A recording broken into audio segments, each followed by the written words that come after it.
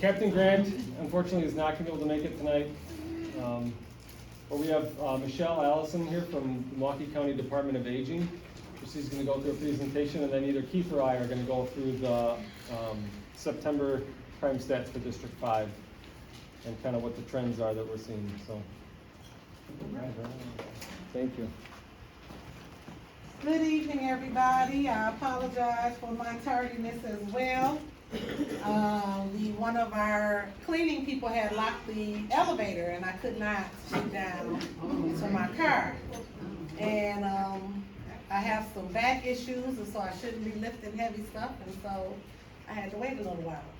But I'm glad I was able to make it in a timely manner. I am Michelle Allison. I am the Information and Outreach Coordinator for Milwaukee County Aging and Disability Services. We have a very long presentation and we have a shorter presentation, but it's still kind of long. So I may not show you every slide, but there is information about everything I'm going to speak about just about on that back table.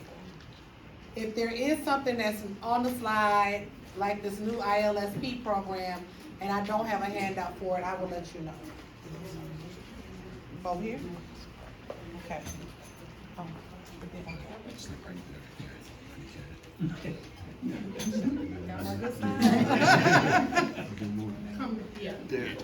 okay, I'm gonna do both.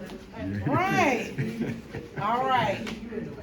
So the Department of Health and Human Services, our mission is empowering safe, healthy, and meaningful lives.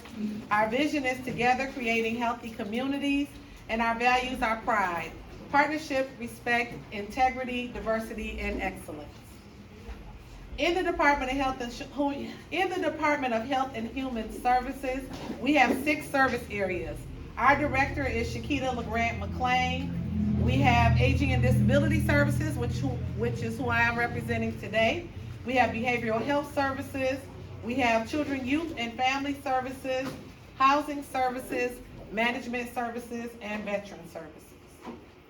The Aging and Disability Services, our mission is empowering safe, healthy, and meaningful lives by connecting older adults and individuals with disabilities to resources that promote independence and inclusion, giving them choices for living in and giving to our community. In Aging and Disability Services, we have 5 service areas. We have the Aging and Disability Resource Center, also known as the ADRC.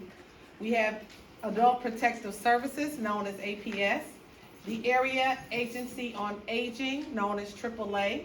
We have the IDAP, Burial, and WISCO Reduced Fare Department, and then we have our Office for Persons with Disabilities.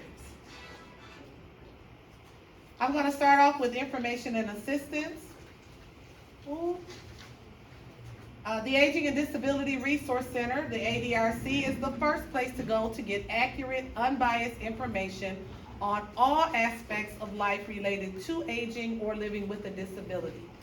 The ADRC offers information, referrals, consultations, and assistance regarding access to short and long-term care services for older adults and people with disabilities in Milwaukee County.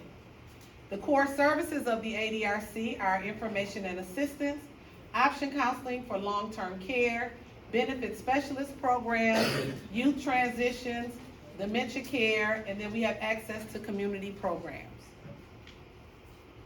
This is a pretty long, lengthy paragraph, but it's important.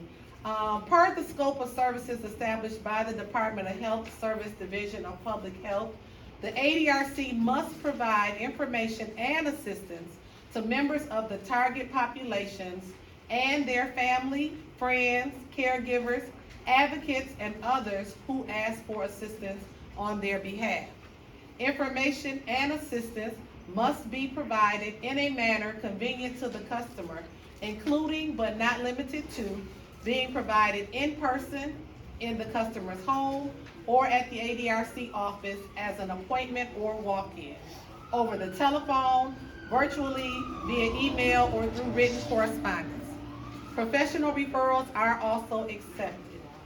Providing information and assistance includes listening to the individuals, assessing their needs and strengths, and assisting individuals to connect with service providers or information to support their goals.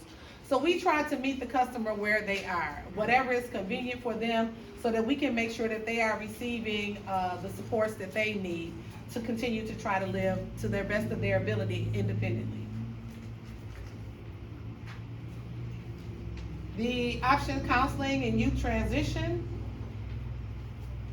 We do have youth transition counselors who can help individuals who are transitioning from youth services to adult services. So if you have an individual who receives some type of supportive care services, who may be in a special needs class or has a disability, we can work with you to make sure that that transition over to adult services is a smooth transition.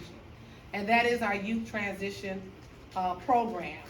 Assistance includes applying for long-term public care, information about covered services, and supportive decision making.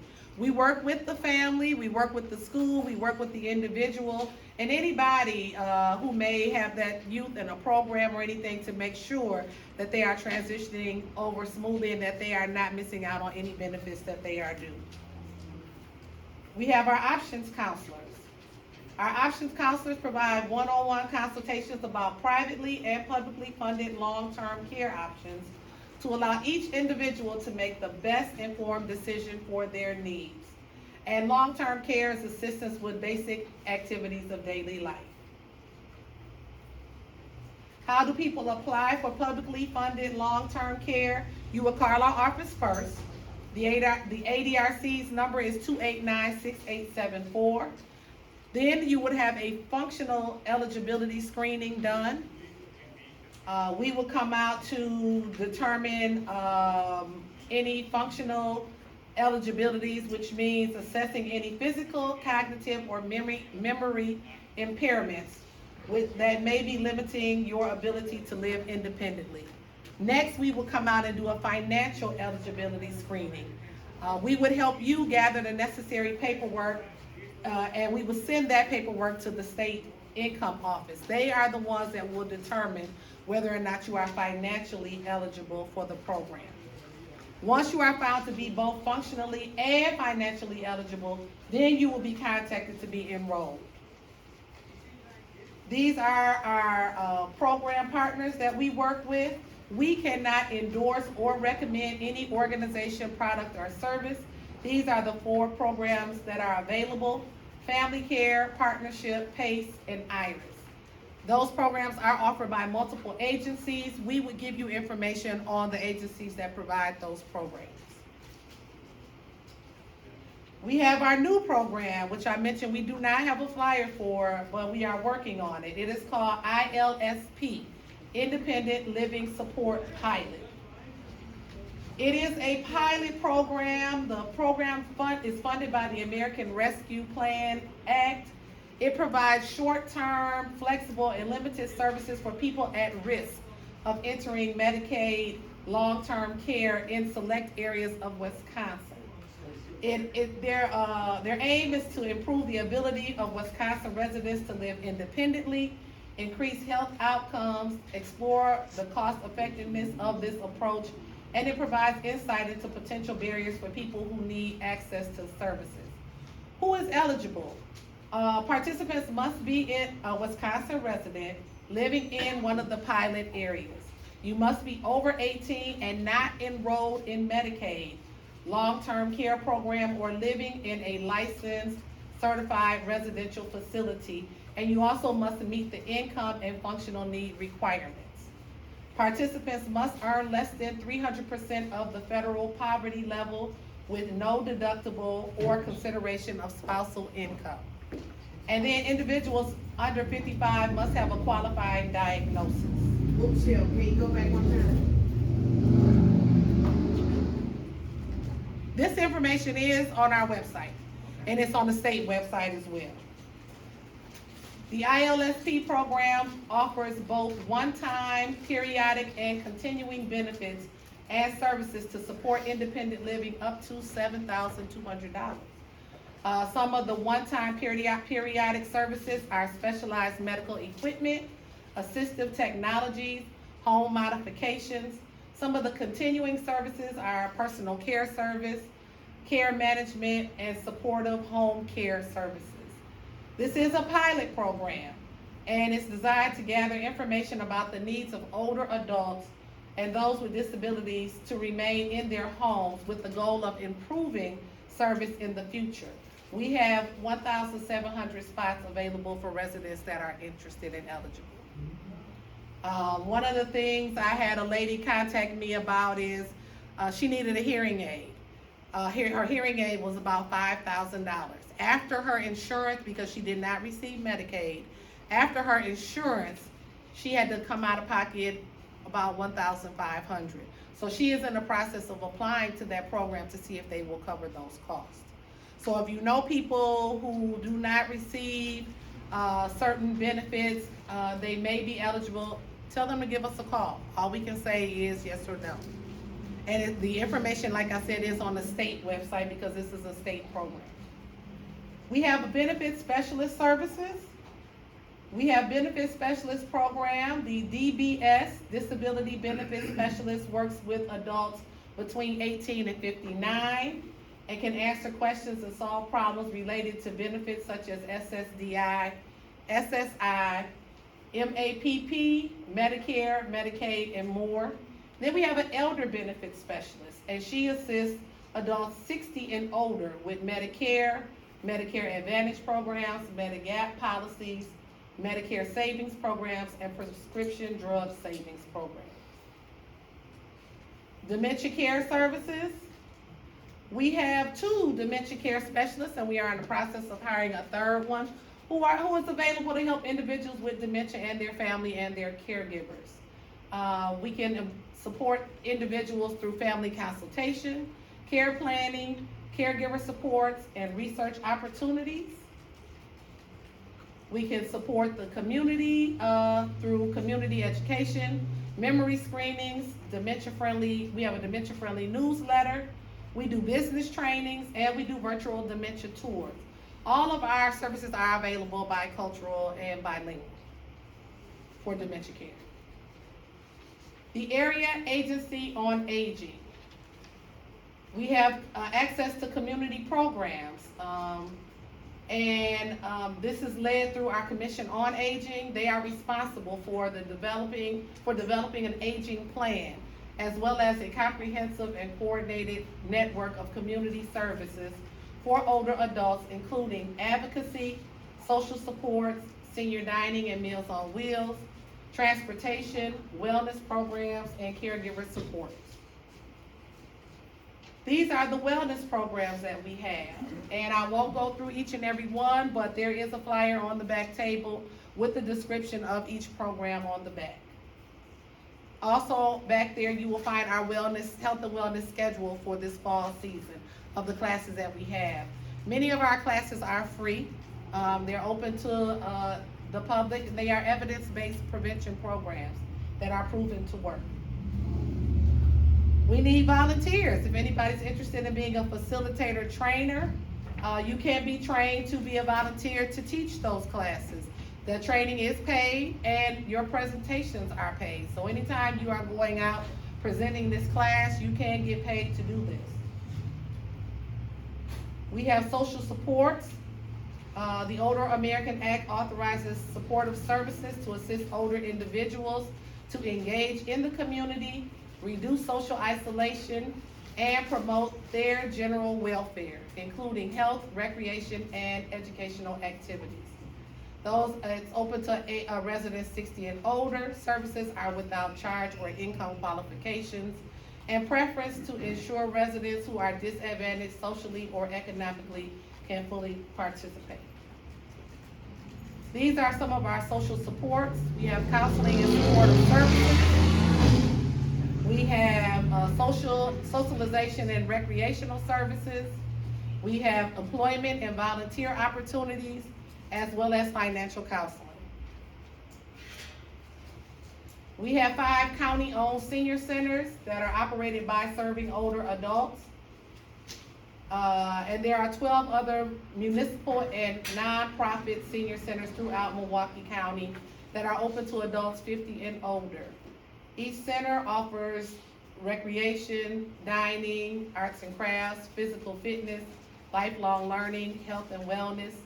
Each center has a activity guide that can tell you what's going on for that month. And then those recreation guides are also online. They have woodworking classes, they have quilting classes. They can teach you how to work your phone if you don't know how to work your smartphone. They can teach you how to work a computer, or if you're thinking about buying a computer or a tablet, what would be best for you. They even have a twerk class, and I'm like, come on now. They have line dancing. They are doing it at some of these senior centers, and I'm gonna go witness this twerk class for myself personally. I've been at the line dance class, and they at McGovern, and they wear you thin.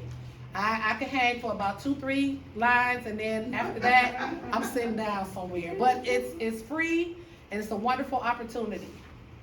These are where the green indicates where our county-owned senior centers are: Clinton Rose, Kelly, McGovern, Washington, and Wilson. Our other senior centers are Bayview, the Lois and Tom Dolan Senior Center in Brown Deer, the Elks Lodge, Grove Schmidt in South Milwaukee, Hart Park in Wauwatosa, the Indian Council for Elderly, the Jewish Community Center in Whitefish Bay, Milwaukee Christian Center, the Oasis that's operated by MPS, Shorewood United Community Center, and then the West Alice Community Center. Uh-oh, push the button. Help. Blame it on the Band-Aid and the clicker. I gotta go down. Speed all through the presentation.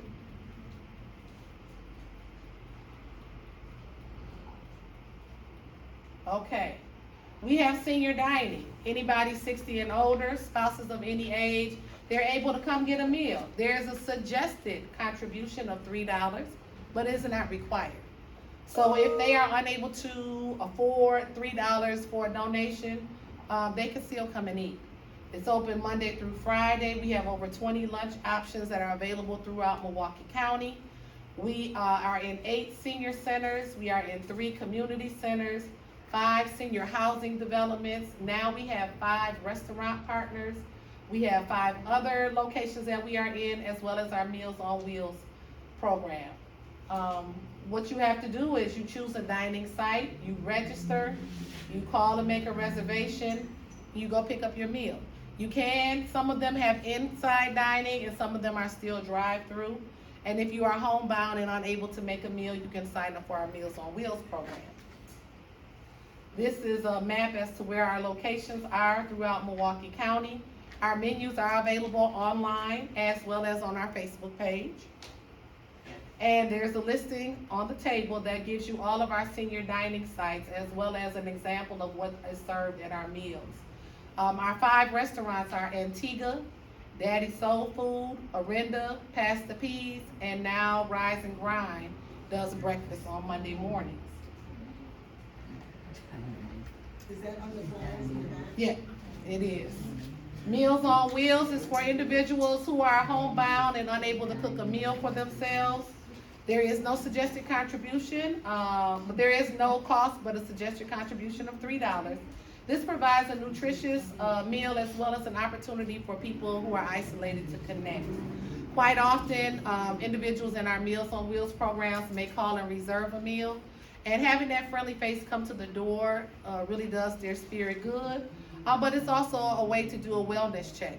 If that person doesn't answer, if they don't respond, that driver can take the next step to ask for whoever the apartment manager is to do a wellness check, or call whomever the next of kin is, or even contact the local law enforcement to make sure that that individual is okay. Transportation services. We have a variety of transportation services available. As people age, transportation gets more and more difficult. We connect older adults and adults with disabilities to transportation options so they can get where they need to go. We have the Milwaukee County Older Adult Transportation Service known as OATS. We have volunteer driver programs. We have the Milwaukee County Transit System. We have VO and MTM, Disabled American Veterans, and then the long-term care providers do have transportation options as well. MCTS is accessible. We want, I include this slide because we want you to know that if you are one of those that has to transition and give up your license and give up your keys, you can still take the bus. They will train you. They have travel trainers that will get on the bus with you and show you how to get from point A to point B. They will teach you how to go online and pull up a map or what numbers to call and what stops that you need to go from the red to the green to the blue. They will tell you exactly how to get to your route. We have a partnership with the Office for Persons with Disability. They have a program called ARIA that's free, and it's an app for people who are blind or have low vision to receive one-on-one assistance getting on and using the bus. We also have bus lowering ramps. We have priority seating, wheelchair securement, audio announcements, PCA, and service animal accompaniment is welcome. We have a caregiver support program. The purpose of the program is to provide supportive services, education, and advocacy to promote the health and well-being of Milwaukee County caregivers as they provide crucial supports to others. And ways that we support them individually is through respite and support, resources and information, and family consultations. Ways that we support them throughout the community is providing community education and outreach as well as advocacy.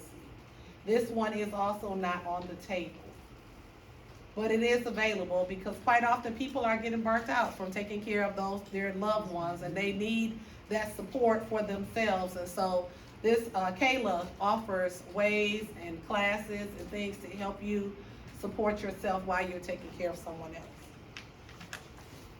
We have advocacy. It is required by the Older Americans Act and delegated to the Area Agency on Aging to execute. We empower older adults to speak out about their priorities, which can be state, local, or federal policies or ideas.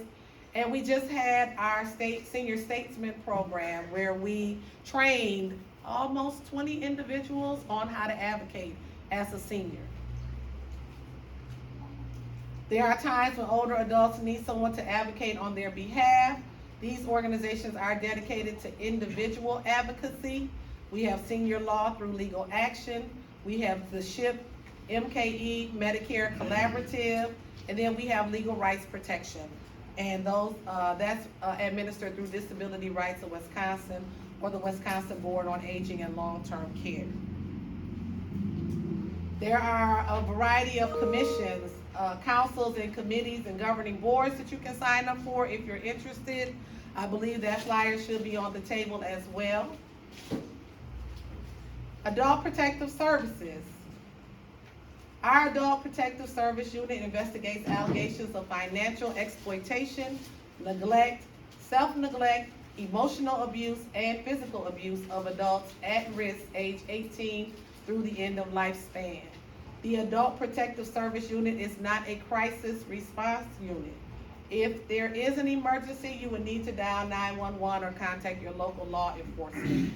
All referrals are kept anonymous. I need to let you know about the values of APS.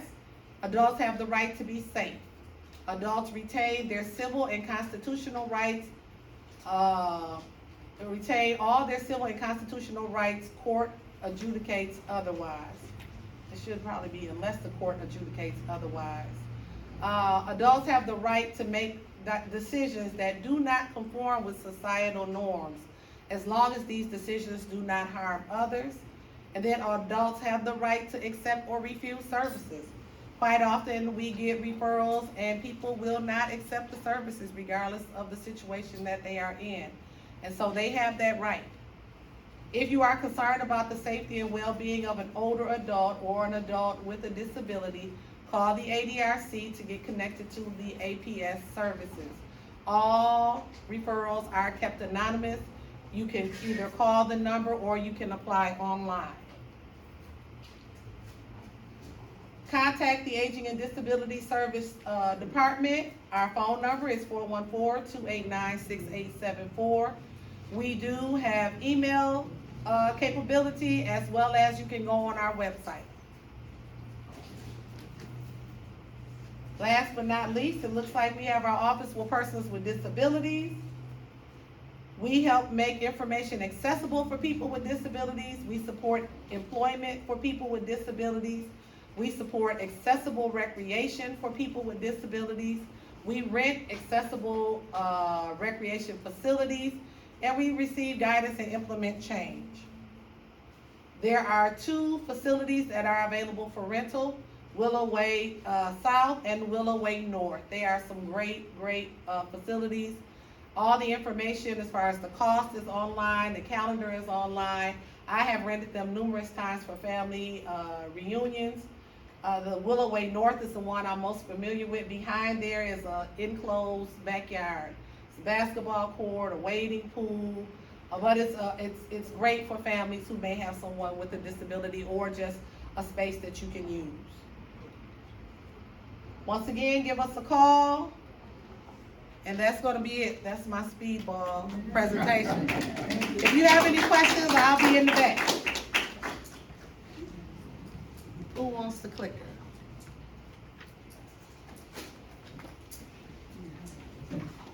We have a lot that we offer. Your tax dollars are going to good use. Again, I want to thank Ms. Allison for showing up. Want to give her another round of applause. Thank you so much.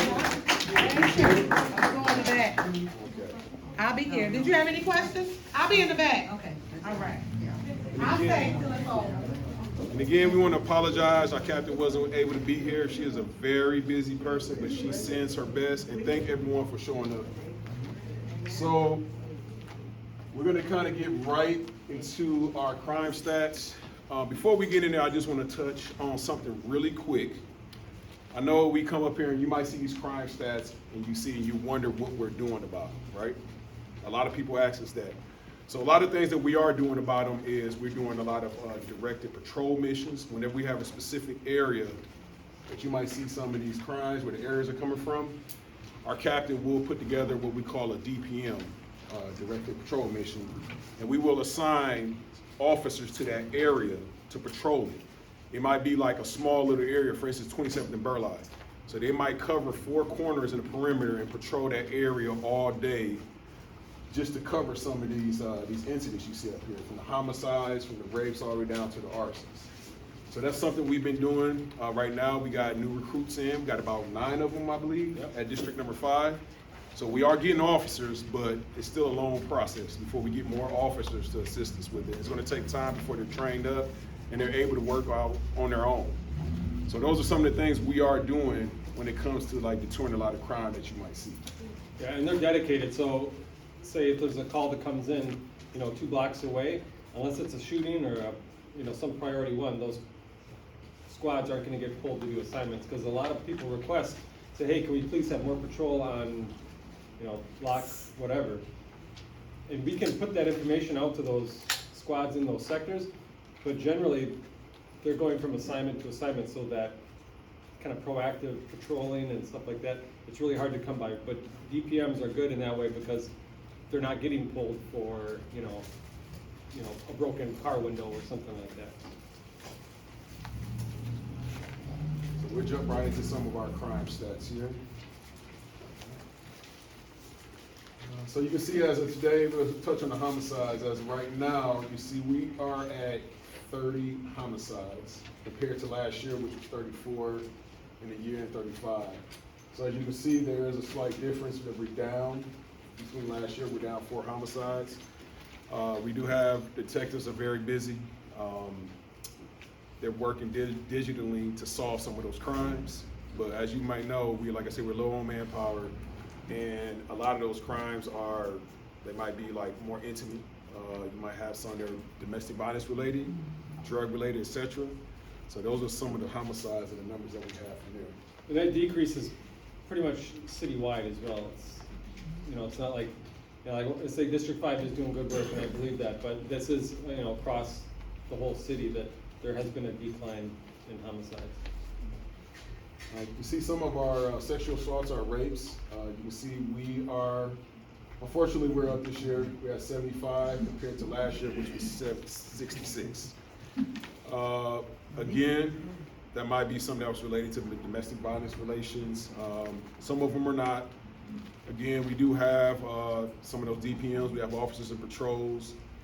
I haven't really heard about any, and correct me if I'm wrong, about any serial rapists out here. Has anyone heard anything? Actually, there was one, I think like a month and a half. A month ago? 2 months ago.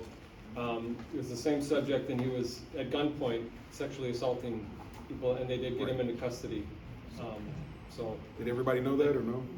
Yeah, and That's that was good information. See, I didn't. And so they had a good description of him, and he was on a bike, and they had a good description of his bike, what he was wearing, what he looked like. So the captain she dedicated a squad to be in the area where, where both incidents occurred, and they got him into custody, I think 2 days after the captain designated a squad for that purpose, they got him in custody. But I don't alarm anybody. I mean, they do happen, but they are those stranger sexual assaults. Those are less common than like known sexual assaults. Boyfriends, ex-boyfriends, family members, mom's boyfriend, that kind of stuff.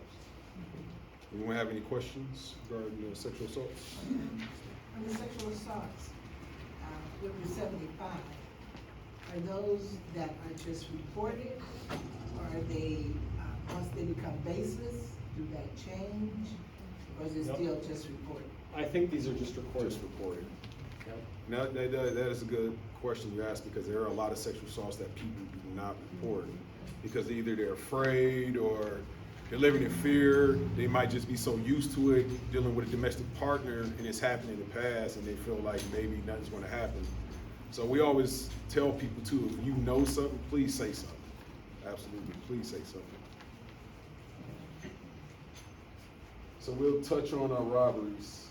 As of this year, we have 226 compared to last year, where we had 232. So you can see the change right now that we have. So there was a decrease, which is always good in our eyes, and we see a decrease in crime, especially robberies. As you know, right now, we got a lot of robbery crews going on right now. Even the Kia boys are involved, they steal cars and they commit these robberies. So again, we always tell people, if you see a suspicious vehicle in the area, don't feel bad calling in. Call it in. I think recently we had something maybe this week where there was a vehicle, I believe it was on the east side, I know the exact location, but it was like bright orange. And the vehicle was patrolling the area for like 45 minutes and no one called it in, but then they committed a robbery. So that's something that I feel that if you do see a vehicle driving around for 45 minutes and it's bright orange, that is like key. How many bright orange vehicles you gonna see out there? But he went around and robbed somebody. But he was in the area for 45 minutes, think about that. So that could have been prevented if someone would have called in. And I know some people are afraid of retaliation, etc.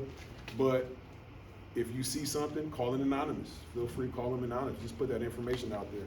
Yes, ma'am. I got a question. So, like, what happens then? Because I work with y'all, and I know sometimes it takes like 45 minutes to even get a patrol out there. So, like, say us three, we see this orange vehicle, and we call. So, like, what's next? Do y'all go to, like, maybe some cameras in the area to identify the vehicle? You know what I'm saying? Explain to our residents what like happened in that process that you advising us. And she's right. And I'm gonna touch on a couple things real quick. Our response time, when something like that does happen, we still want you to call it in, because 9 times out of 10, we're at a major incident. Like today, we had like 3 of them back to back. I was at one, my partner was at one. I mean, it's just nonstop sometimes. So that does affect our response time, because when we have, for instance, a shooting, we have to have people there guarding evidence. They have to stand by with witnesses, so they might not be able to respond right away to that said crime.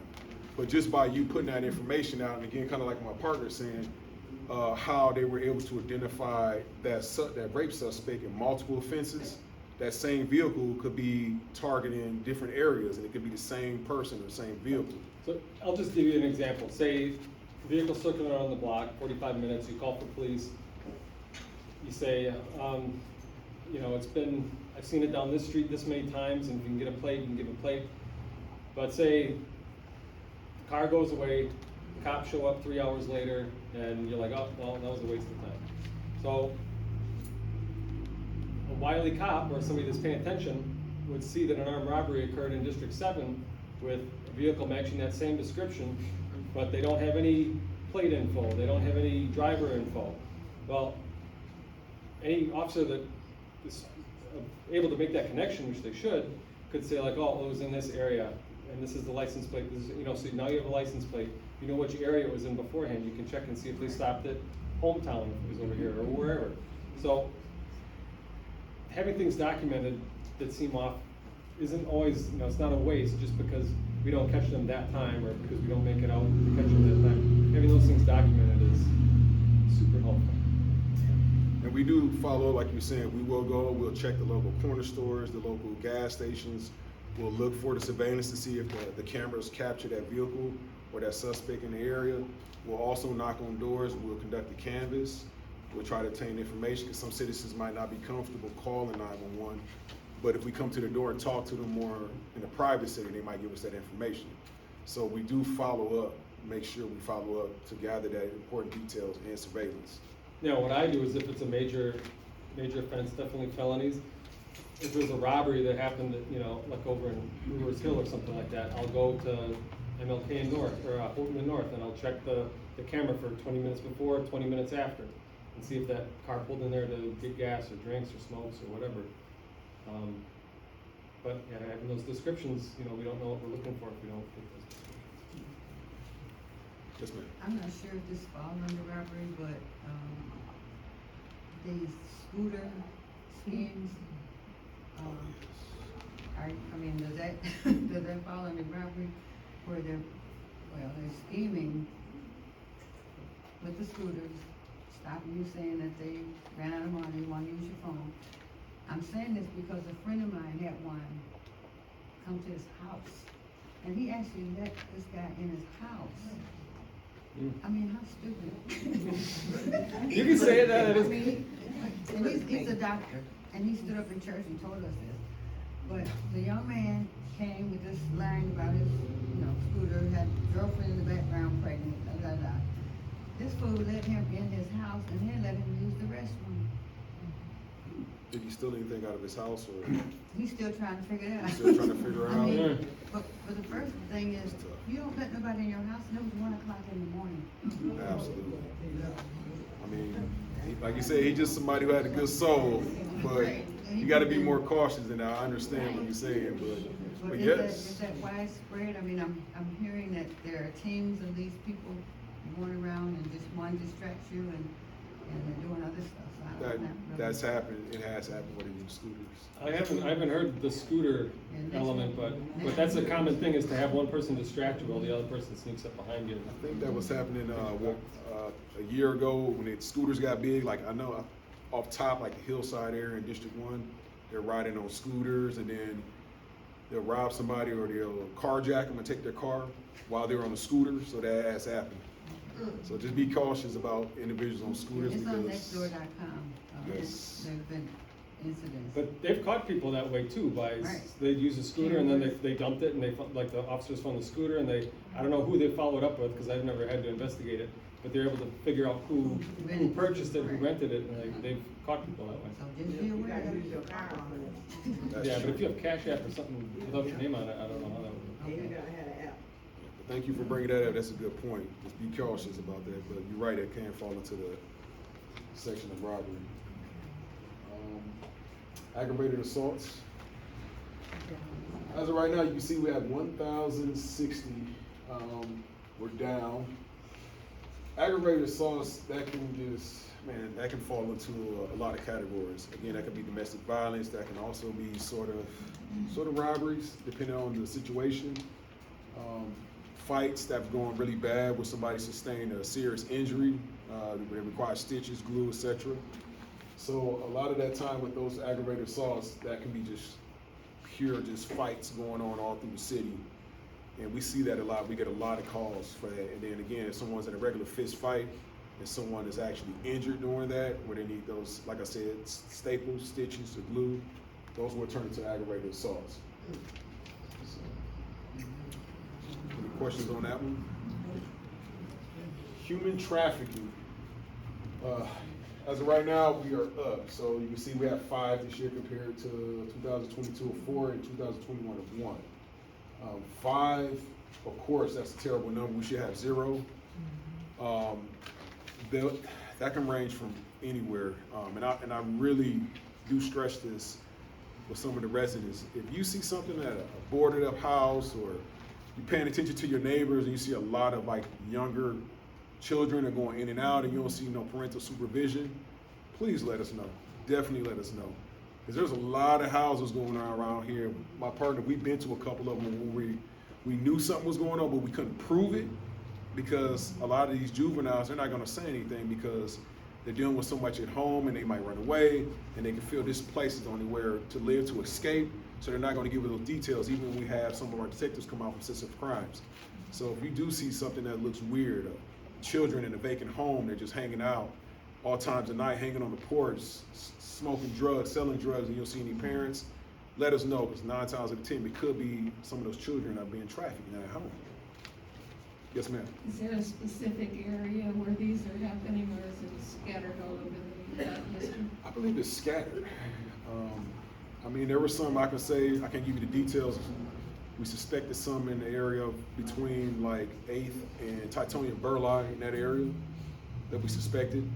Again, some of those cases are closed to us because it's a sensitive crime case. But like I said, it's scattered all throughout District 5, and beyond, it's scattered throughout the entire city. Yes, ma'am. Is that 5 the victims or 5 the offenders, the ones that got arrested for the human trafficking, or are those victims? I believe those are victims. They're all victims, if I'm not mistaken. Yes, ma'am. I have been seeing something that I've never seen over by our church on the corner of 15th and Keith. There are, and so I'm thinking it might be the house across the street from the church, but I have seen used condoms and packaged condoms, and I have never seen those, ever in that neighborhood. And so I'm thinking that might suggest that there's some type of activity going on in that area, since it's frequent. It's very frequent, and it's right at that corner, and I'm thinking, like you're saying, with the kids in and out, or, you know, sometimes cars coming and then going at that corner house, and so it might be something that maybe worth checking out. I'm just trying to watch, but that's one of the things that I've seen a lot of, and I never have, condoms. And package condoms and used ones. So I don't know if they're doing stuff inside and taking it outside, or starting outside and when they drop as they're going inside, or what. It's probably starting outside and staying outside, if I had to take a guess. Those blocks are pretty close. I mean, 13th, 14th, and 15th, you're a pretty close-knit group. Nobody's heard anything about seeing this car's been parked out there for, you know, every night from 3 to 5 or something like that, nothing like that? There's been cars that come and go, and then there's like a memorial up the street there, the 3500, and then one day I came through and the entire memorial was gone, and then yesterday I came through and the memorial is back up again, so Yeah. There's an ordinance that after 10 days, the city can, they don't always do it, but the city can take them, they leave them up for 10 days, and then if it's been up there for months and there's teddy bears that are kind of melting, they'll take them down. Yeah, bottles and stuff, yeah, they took it down, but they put it back up yesterday. Yeah, go ahead. On 25th, 26th, and 27th. Right now, they're remodeling those houses there, but I think that's the headquarters for human trafficking. For drug selling, drug using, human trafficking.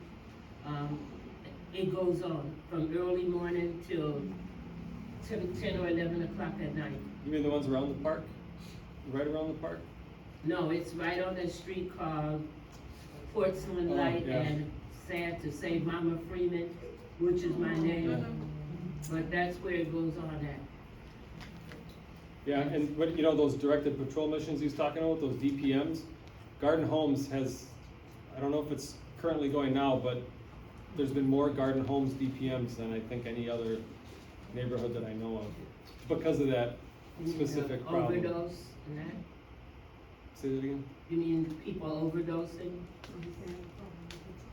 Oh, okay. Yeah, like those specific patrols where they don't get dispatched to calls, where they're just in the neighborhood.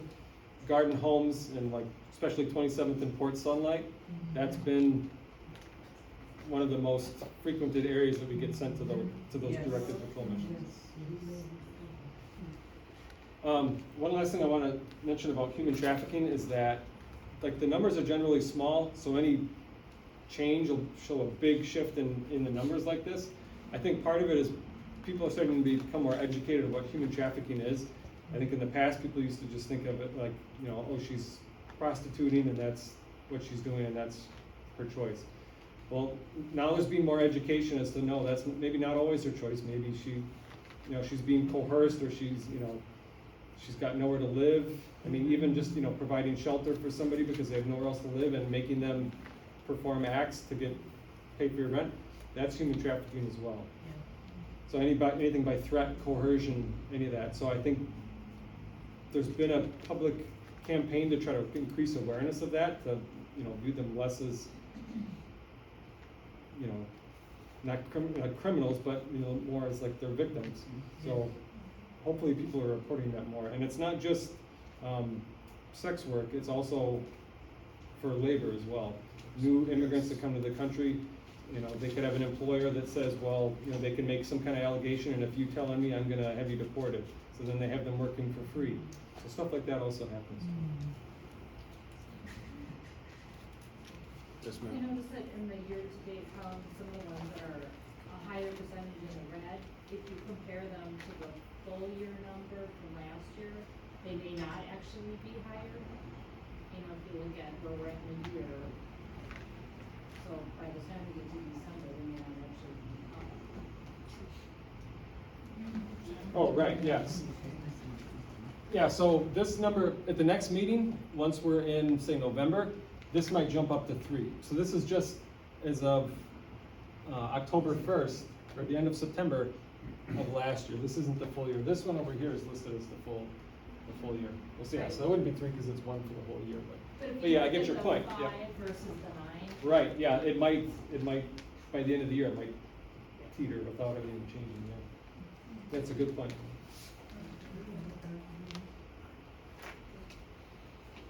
I'm gonna go speed up. We got our burglaries. The burglaries are up. Again, if you're gonna, you know, that's something I always say. Just be cautious about the way you leave your home. Make sure you leave it well lit. Make sure it looks like someone's actually there. If you go on somewhere for a trip, make sure you talk to your neighbors and they collect your mail when it comes to packages and things that are being delivered. So some of those small things you can do can deter people from breaking into your home or your garage, etc. So the numbers are up, as you can see, unfortunately. From last year where it's 238. Again, like I said, we got some of those DPMs. The more officers we can get, we can put more bike patrols, foot beats, etc. to kind of deter some of that crime as well. Yeah, the burglaries is the most noticeable increase of any category as far as like day-to-day stuff that officers do. Sensitive crime handles a lot of the human trafficking. Burglaries, you know, you can see there's quite a few of them that we get sent to a lot. And they kind of different all over. So like over on Holton, it's a lot of businesses. In Amani and Arlington Heights, they're residences. A lot of times they'll even be breaking into vacants just for scrapping. In Brewers Hill, they'll break into garages. So they're not all the same everywhere. But one of the things is we have an officer, his name's Officer Maddie. He specifically focuses on burglary investigations and identifying suspects. The good news is that once they get somebody into custody, that number can drop pretty sharp pretty quick, because a lot of times it's the same 2, 3, or 4 people that are doing these repeat burglaries. It's funny, I have a mentee that lives over in Amani neighborhood, and there's a guy that always comes by, and every day he's got something different. Like one day it's a bike, the next day it's a lawnmower, the next day it's a fan. It's like every day he's got something different. I'm like, how many burglaries is this one guy responsible for? You know, it's just, but if you are able to hold him accountable and get him in custody, you know, that number can drop pretty quickly. Any questions about burglaries? Oh, and one last thing, so cameras, for as cheap and as easy they are to use, and just the myriad of options that you can choose from, even if it's just a camera inside your kitchen, I have one camera in my house, it's in my kitchen, and when I leave, my camera goes on. So when I'm at work, when I'm on vacation, when I'm out of town, if anybody comes into my house, I'm gonna get a notification on my phone. It cost me $30, and I had to put in my Wi-Fi password, and that's all I had to do. So they're very, very easy to use, and you know, if you catch them as they're coming into your house, there's a very good chance you're gonna, you know, that'd be a priority one. So that'd be something that, say, if you're on a entry to auto, somebody's car got broken into, the dispatch will pull them from that call and send them to a priority one. So That is a good point. A lot of those cameras are inexpensive from Amazon, so you can buy something for $25. You can get them in a set. They have night vision, they have panning, so a lot of those you can get them really cheap, so I highly suggest you invest into it. I use 3 of them myself, and they're cheap. Where'd you get yours at? Amazon. Amazon, yeah, Amazon. Amazon. And there's a little company that make them like that here outside of Glendale. They sell it for cheap, the DV camera. I can't remember what company it is, but they sell it to Glendale for cheap. Save on, shipping and handling. Huh? I can't say the exact, but I know it's in Glendale. They also said don't put on social media when you go out. I was watching a program on TV and the person said the whole family was going on a trip to the Bahamas. You know what? He said nieces, nephews, everybody. And they showed them all at the airport, showed every day something real time. It's not that they waited till they came back and showed them. They wanted you to experience it with them while they were there. You know what? Thank you so much for bringing that up. Please don't do that. I cannot stress that no more. Do not post when you go out of town. Don't post when you get on the plane. Hey, I'm flying out, having a good time. No, don't do that. If they do it, Post them when you get back. Nah, do it like a couple days, 3. I always do like 3-4 days when I get back, but they'll show every moment. I'm like, man. And I'll be thinking, I'm not saying I'll do this, but I'll be thinking like, if I was a criminal, I should just go break in your house right now. You know, I'll just be joking, but they do that so much, and it's terrible. You should not do that. Please don't. And don't drop your location either. Don't drop your location, please. So,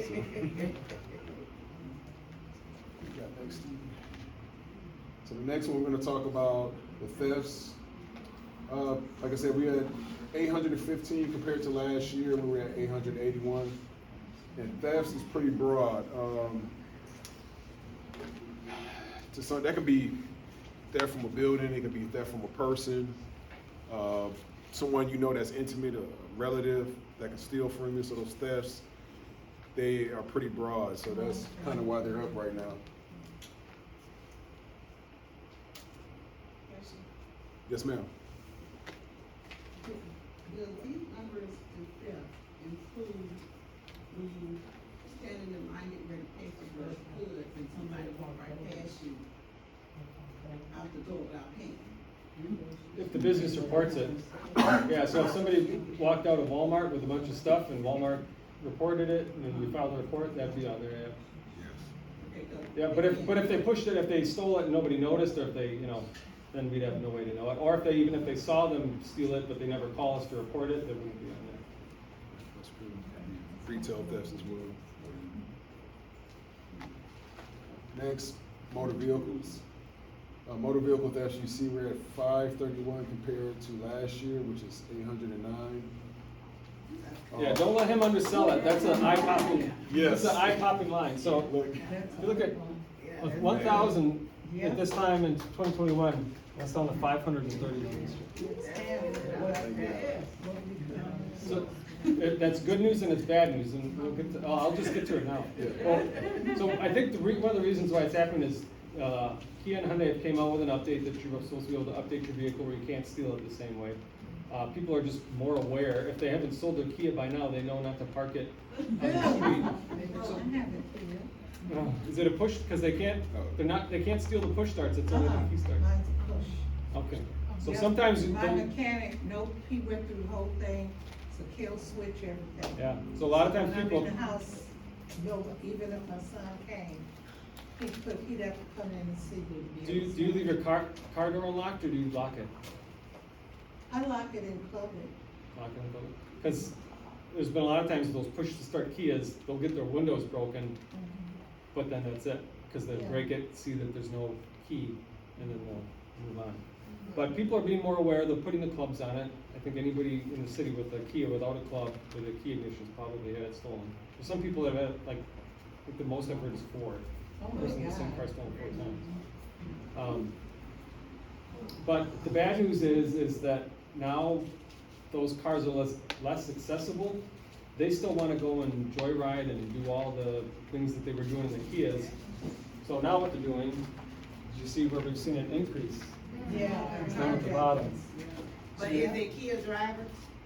Hmm? Is it increased Kia drivers or just carjackings, period? Carjackings, period. Carjacking, And it'll be whatever you're driving, it's, Yeah. you know, a Jeep, Ford, whatever. So, you'll notice that number hasn't gone up as much as the motor vehicle thefts has gone down, it's not like they're going in tandem. Yeah.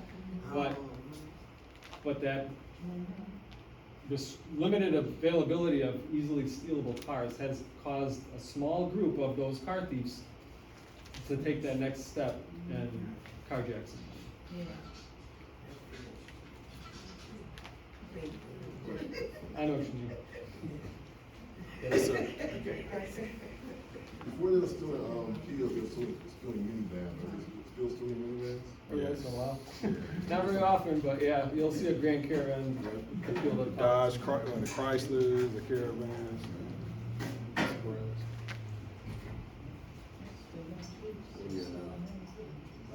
Next one is, before we go, any more questions about motor vehicle thefts? So the arsons, as you can see right now, we're at 36 compared to the past couple of years at 50. Usually those arsons, I mean, they've been doing pretty good at getting people in custody regarding those arsons. A lot of the times it is intimate. I know, I'm thinking about a couple of them this past year that I knew where like the boyfriend or the person they had a kid with was going over their house and they set the car on fire, try to set the house on fire, just a sort of retaliation. But a lot of times we've been getting them in custody for that, as far as I know. Have you heard anything recently about that? No, and I don't know what's to explain for that decrease, because that's a pretty significant drop. I mean, that's a pretty large drop. But it's, I can't say for sure like what caused that sharp decrease. And getting towards the bottom, you see our fatal crashes. We're at 7 compared to, we're kind of neck and neck from last year. We were at 7, but it's only right now, it's only October.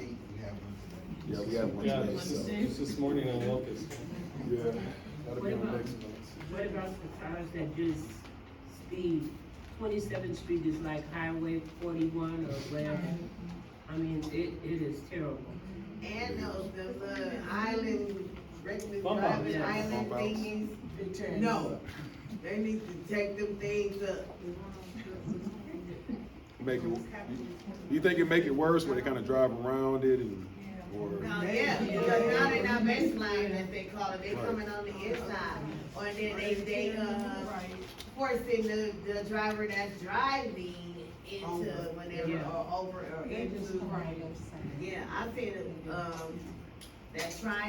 them quad little bikes, whatever, swung around the lady. She drove her car right into one of those things and knocked the pole down. You're going so fast, the cars they pass by are shaking. Seriously. That's how fast. Yeah, I have not heard anything as far as a study as to the impact that those bump outs have had.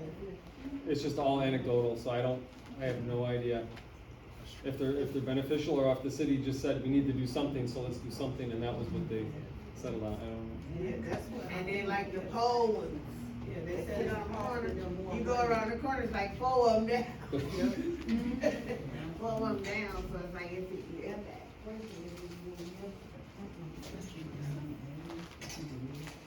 Oh, but to your question, so the reckless driving, there are, so District 5, at least on my shift, there's only one vehicle that's dedicated to traffic, and that squad will get pulled for regular assignments as well.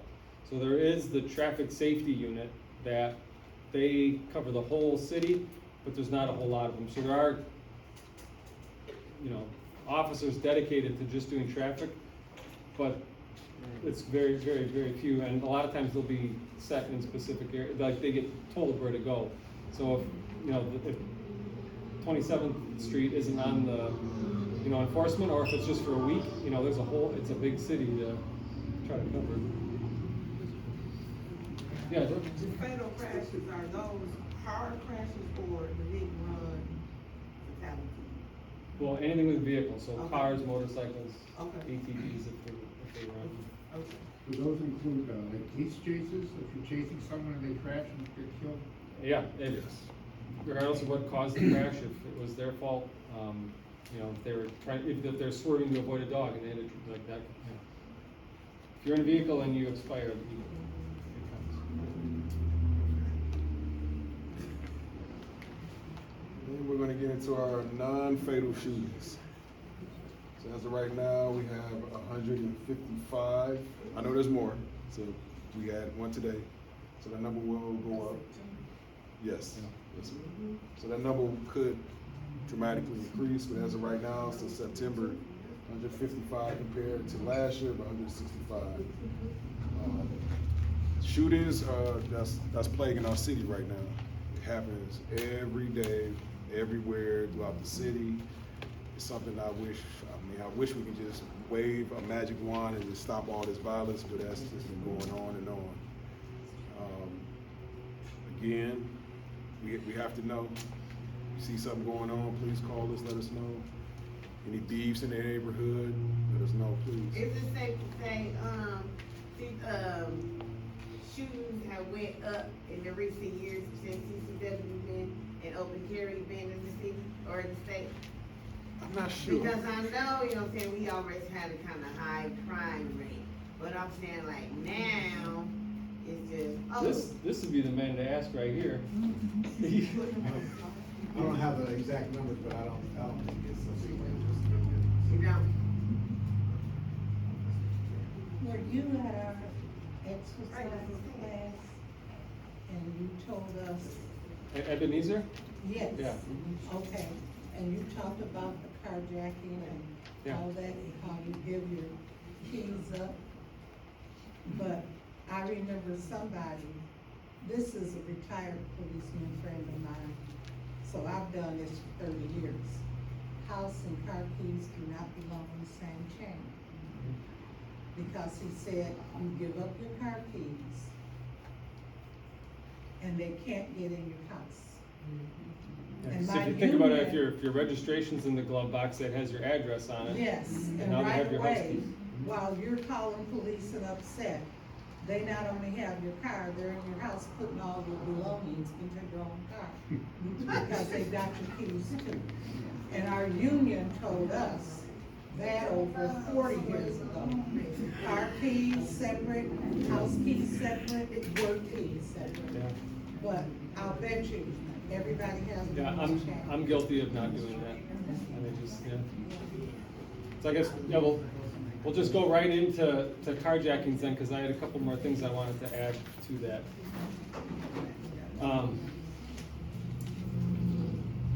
So obviously I explained kind of why those numbers have gone up. A couple things you can do to kind of help prevent yourself from being carjacked is, if you're ever stuck in traffic or in a drive-through or, you know, waiting on somebody, don't ever stop your car where you're so close to the object in front of you that you can't turn to get out of it. So if you're sitting at a stoplight and 3 people start walking up to your window, crank that wheel and get out of it. So that's one thing to do. I don't think it's as popular anymore, but there used to be a robbery technique where they bump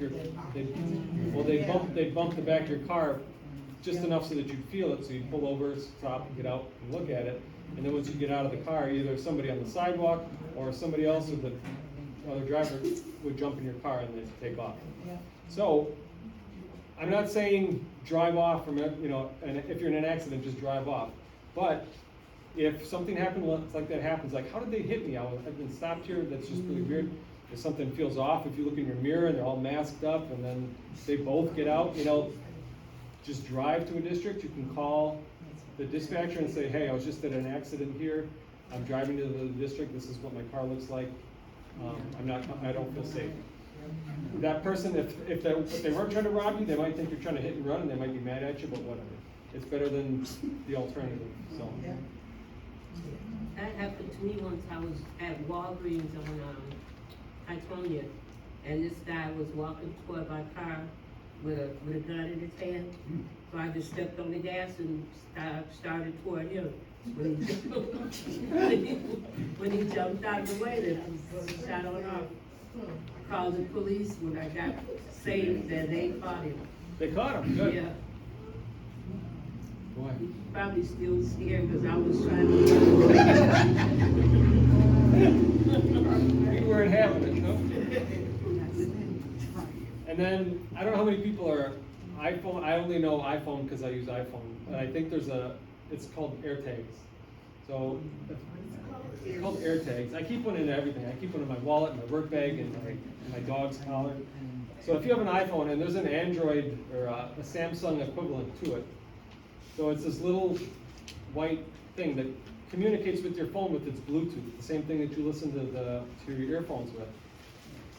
And what it does is, as long as it's within Bluetooth range, it'll update your location. So if I lost my wallet, I can pull my phone out and say it's in this, the corner of the room, it'll lead me to it. But say if I, lose my wallet, or, it'll say my last location where it was, but what I do is I hide one of those in my car, because it doesn't need to always be in communication with your phone, the Bluetooth in your phone. It just needs to be within Bluetooth range of any iPhone. So if somebody steals my vehicle and they have an iPhone, and I don't mean to paint a broad brush, but the kids that are stealing Kias you're a loser if you have a Samsung. They all have iPhones. So as long as that Bluetooth is within range of that phone, it will update its location at about every 5 minutes. So if your car is carjacked and it's a Jeep Liberty, officers, if they don't know what the license plate is, or if they don't, hear the BOLO alerts, they're not gonna know it's stolen. If we see a Kia with a broken window, we know that car's stolen and we can deal with it.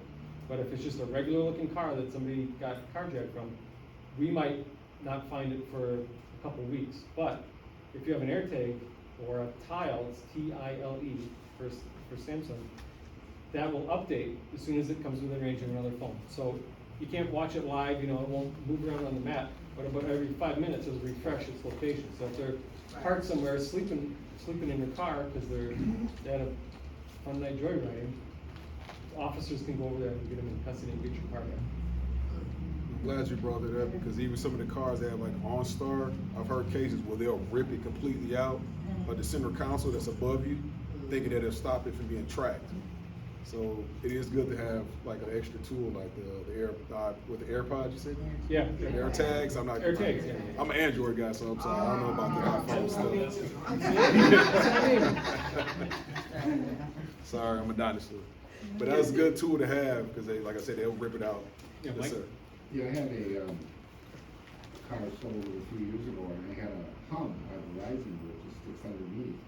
And A we what? had just to follow them, just keep an eye on them on your phone. So we thought, well, we don't want to get next to him behind the light, because he would take off, hit a car, and it could, get crashed. So we thought, let's wait till the guy stopped. So some friends of mine waited till that night, and he stopped and went to sleep, and then they went and got the car back. What was it? A hum? Or what'd It's you a hum. It's like a little rectangular thing you stick underneath your. I always wait for the crash after. And if your readings on your car, I mean, Verizon has it, and but you can literally follow your car. Oh, I haven't heard of that. Speeds Yeah. and everything.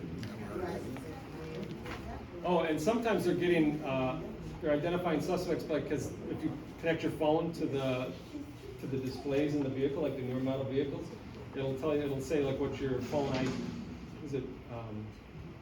it can identify your phone and your logins and your social media accounts. Your car will save a lot of that information on your Show the number, on the name computer. of the Yeah. phone. Show who you called, when you called them.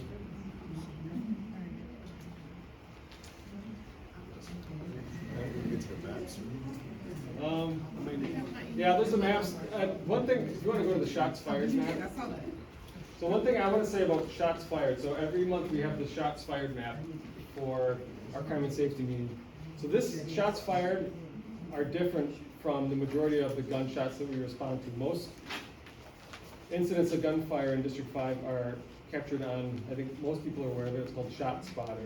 So it uses microphones to triangulate the position of a gunshot, and it'll say where the gunshot happened, how many rounds, if it's automatic. You can actually listen to the actual gunshots on the phone.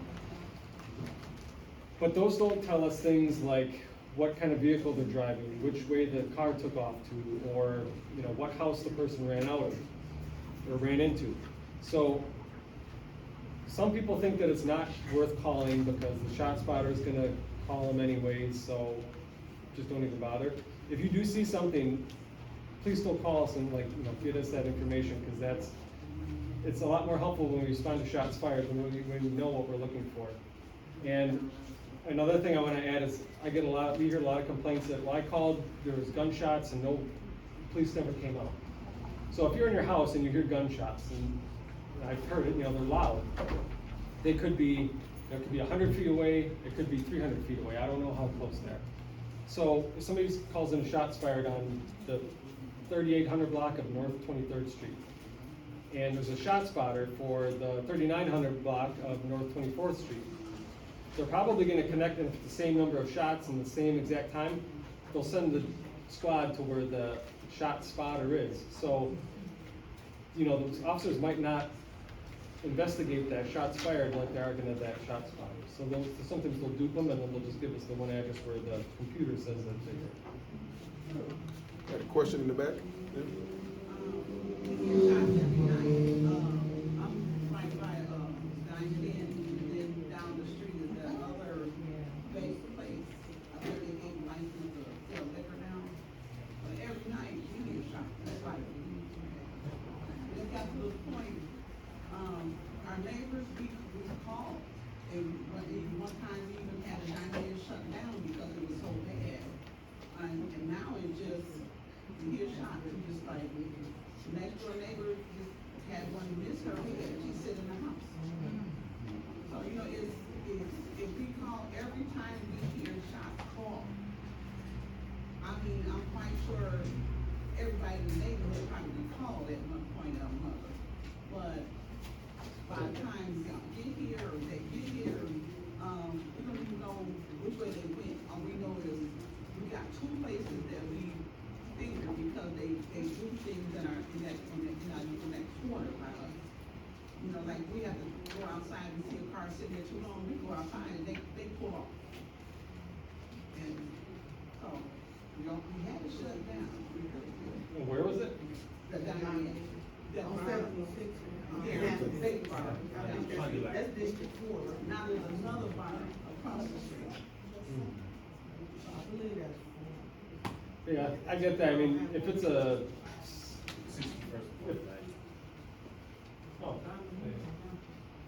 But yeah, I mean, if it's a Saturday night in the summer and you're calling every time you hear gunshots, you might be calling, half dozen to a dozen times a night.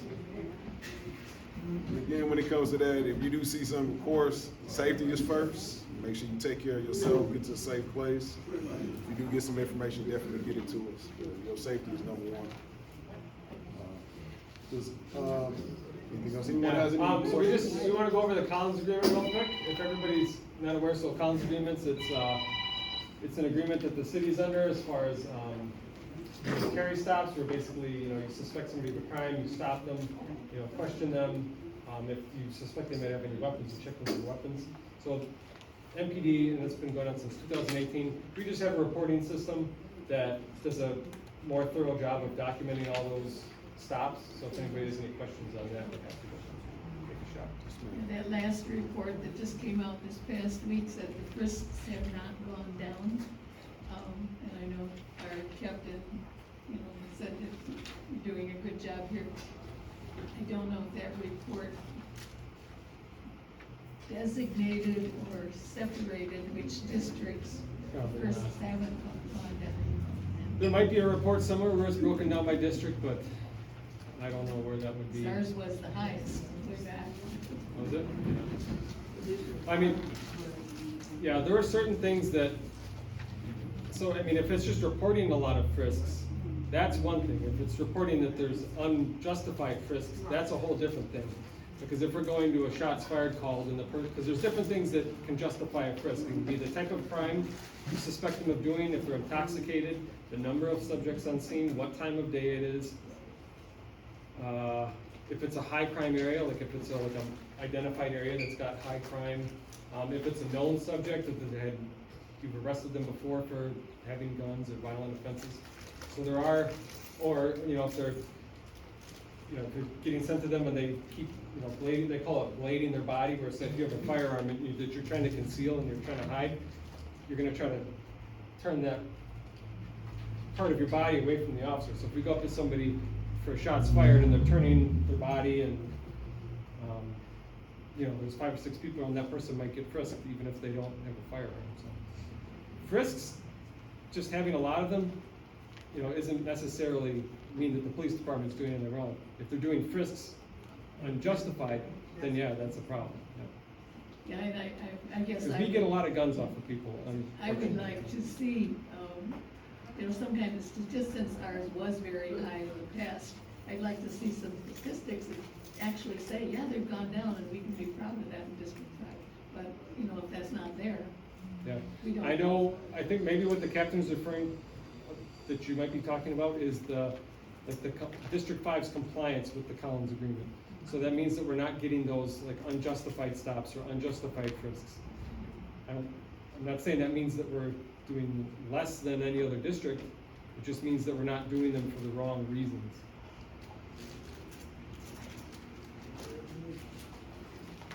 Any questions about the Collins Agreement?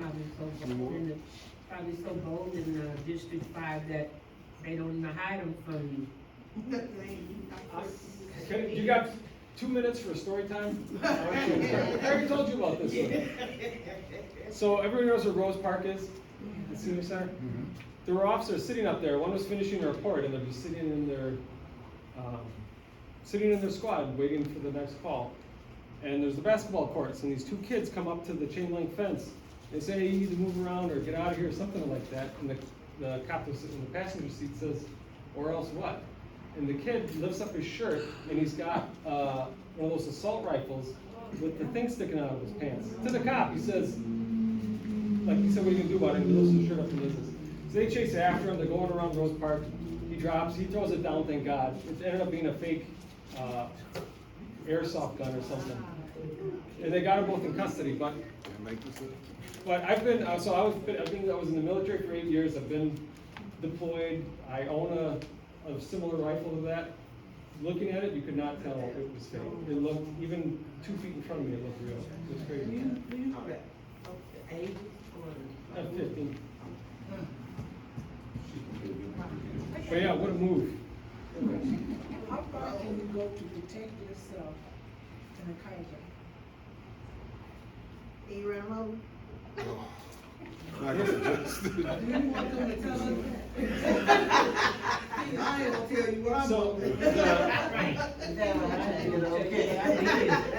the way that the statute is written, it's specifically vague, and the reason why they do that is because they want the district attorney to make that decision on a case-by-case basis. Because Wisconsin doesn't have a self-defense. The castle, They don't really. So you can, but this is the thing, you have to be able to explain reasonably why you felt that that was your last option.